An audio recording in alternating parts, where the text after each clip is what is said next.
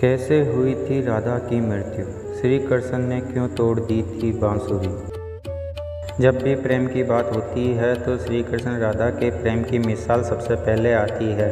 राधा श्री कृष्ण के प्रेम को जीवात्मा और परमात्मा का मिलन कहा जाता है। राधा श्री कृष्ण का बचपन का प्यार थी। श्री कृष्ण जब 8 साल के थे तब दोनों ने प्रेम की अनुभूति की। राधा श्री कृष्ण के दैवीय गुणों से परिचित थी। उन्होंने जिंदगी भर अपने मन में प्रेम की स्मृतियों को बनाए रखा।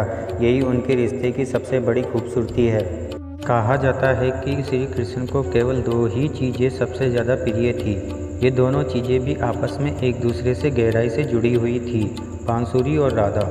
कृष्ण की बांसुरी की धुन ही थी जिससे राधा श्री कृष्ण की तरफ खींची चली गई। राधा की वजह से श्री कृष्ण बांसुरी को हमेशा अपने पास ही रखते थे। भले ही श्री कृष्ण और राधा का मिलन नहीं हो सका, लेकिन उनकी बांसुरी उन्हें हमेशा एक सूत्र में बांधे रही। श्री कृष्ण के जितने भी चित्रण मिलते हैं उनमें बांसुरी जरूर रहती है।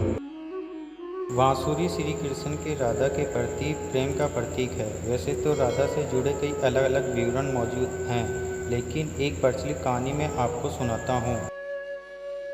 भगवान श्री कृष्ण से राधा पहली बार तब अलग हुई जब मामा कंस ने बलराम और कृष्ण को आमंत्रित किया। वृंदावन के लोग ये खबर सुनकर दुखी हो गए।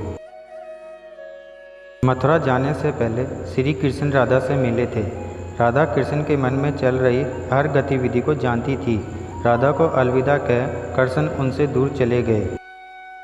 कृष्ण राधा से ये वादा करके गए थे कि वो वापस आएंगे, लेकिन कृष्ण राधा के पास वापस नहीं आए। उनकी शादी भी रुक्मणी से हुई। रुक्मणी ने भी श्री कृष्ण को पाने के लिए बहुत जतन किए थे। श्री कृष्ण से विवाह के लिए वह अपने भाई रुक्मी के खिलाफ चली गई। राधा की तरह वह भी श्री कृष्ण से प्यार करती थी। रुक्मणी ने श्री कृष्ण को एक प्रेम पत्र भी भेजा था कि वह आकर उन्हें अपने साथ ले जाए।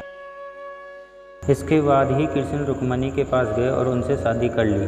कृष्ण के वृंदावन छोड़ने के बाद से ही राधा का वर्णन बहुत कम हो गया। राधा और कृष्ण जब आखिरी बार मिले थे तो राधा ने कृष्ण से कहा था कि भले ही वो उनसे दूर जा रहे हैं, लेकिन मन से कृष्ण हमेशा उनके साथ ही रहेंगे। इसके बाद कृष्ण मथुरा गए और कंस और बाकी राक्षसों को मारने का अपना काम पूरा किया। इसके बाद प्रजा की रक्षा के लिए कृष्ण द्वारिका चले गए और द्वारिकाधीश के नाम से लोकप्रिय हुए। जब कृष्ण वृंदावन से निकल गए तब राधा की जिंदगी ने अलग ही मोड़ ले लिया था। राधा की शादी एक यादव से हो गई। राधा ने अपने दाम्पत्य जीवन की सारी रस्में निभाई और बूढ़ी हुई, लेकिन उनका मन तब भी कृष्ण के लिए समर्पित था। राधा ने पत्नी के तौर पर अपने सारे कर्तव्य पूरे किए। दूसरी तरफ श्री कृष्ण ने अपने दैवीय कर्तव्य निभाए। सारे कर्तव्य से मुक्त होने के बाद राधा आखिरी बार अपने प्रियतम कृष्ण से मिलने गई। जब वह द्वारका पहुंची तो उन्होंने कृष्ण की रुक्मणी और सत्यभामा से विवाह के बारे में सुना, लेकिन वह दुखी नहीं हुई। जब कृष्ण ने राधा को देखा तो वह बहुत प्रसन्न हुए। दोनों संकेतों की भाषा में एक दूसरे से काफ़ी देर तक बातें करते रहे। राधा जी को कान्हा की नगरी द्वारिका में कोई नहीं पहचानता था। राधा के अनुरोध पर कृष्ण ने उन्हें महल में एक देविका के रूप में नियुक्त किया। राधा दिन भर महल में रहती थी और महल से जुड़े कार्य देखती थी। मौका मिलते ही वह कृष्ण के दर्शन कर लेती थी। लेकिन महल में राधा ने श्री कृष्ण के साथ पहले की तरह का आध्यात्मिक जुड़ाव महसूस नहीं कर पा रही थी। इसलिए राधा ने महल से दूर जाने का तय किया। उन्होंने सोचा कि वह दूर जाकर दोबारा श्री कृष्ण के साथ गहरा आत्मीय संबंध स्थापित कर पाएंगी। उन्हें नहीं पता था कि वह कहाँ जा रही हैं, लेकिन भगवान श्री कृष्ण जानते थे। धीरे धीरे समय बीता और राधा बिल्कुल अकेली और कमज़ोर हो गई थी।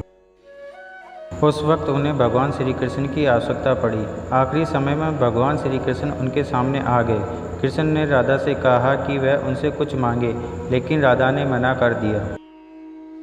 कृष्ण के दोबारा अनुरोध करने पर राधा ने कहा कि वह आखिरी बार उन्हें बांसुरी बजाते देखना चाहती है। श्री कृष्ण ने बांसुरी ली और वह सुरीली धुन में बजाने लगे। श्री कृष्ण ने दिन रात बांसुरी बजाई जब तक राधा आध्यात्मिक रूप से कृष्ण में विलीन नहीं हो गई। बांसुरी की धुन सुनते सुनते राधा ने अपने शरीर का त्याग कर दिया। हालांकि भगवान कृष्ण जानते थे कि उनका प्रेम अमर है, बावजूद वे राधा की मृत्यु को बर्दाश्त नहीं कर सके। कृष्ण ने प्रेम के प्रतीकात्मक अंत के रूप में बांसुरी तोड़कर झाड़ी में फेंक दी। उसके बाद से श्री कृष्ण ने जीवन भर बांसुरी या कोई अन्य वादक यंत्र नहीं बजाया। कहा जाता है कि जब द्वापर युग में नारायण ने श्री कृष्ण का जन्म लिया था, तब माँ लक्ष्मी ने राधा रानी के रूप में जन्म लिया था, ताकि मृत्युलोक में भी वह उनके साथ रह सके।